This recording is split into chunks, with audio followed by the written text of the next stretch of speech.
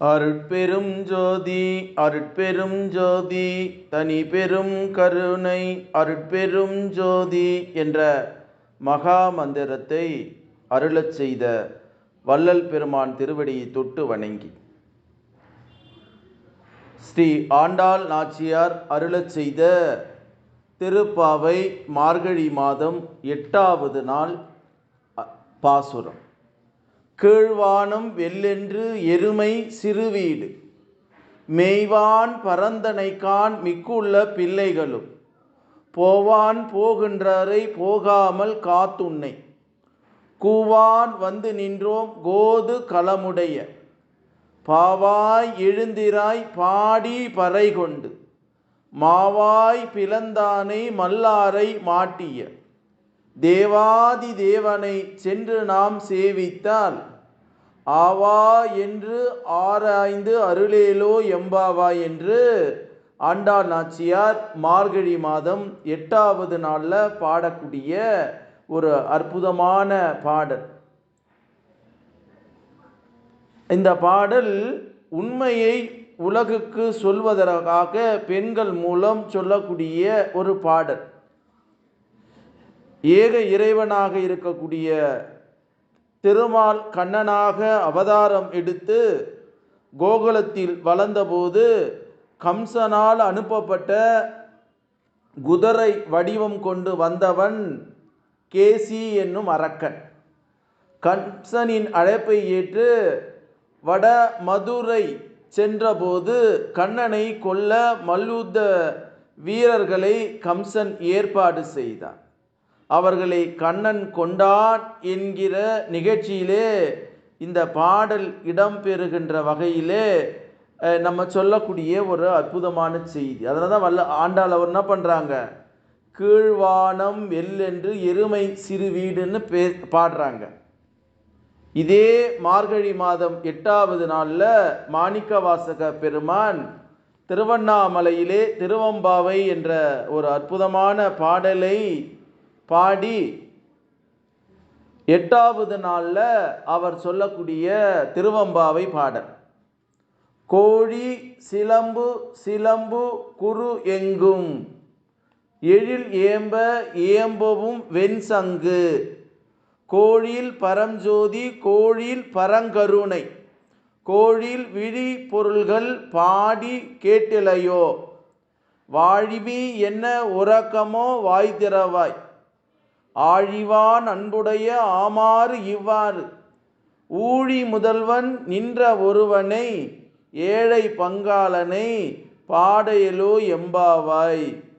துழில் எழுப்பும் பெண்கள் பொழுது விடிந்து விட்டது என்பதற்கு அடையாளமாக கோழி கூவுதான். மற்ற பறவைகளுக்கு ஒலி எழுப்புகின்றது. பொழுது விடிந்து விட்டது என்பதை அறிவிக்கும் வெண்சங்குகள் முழங்கும் ஒலியும் கேட்குதான்.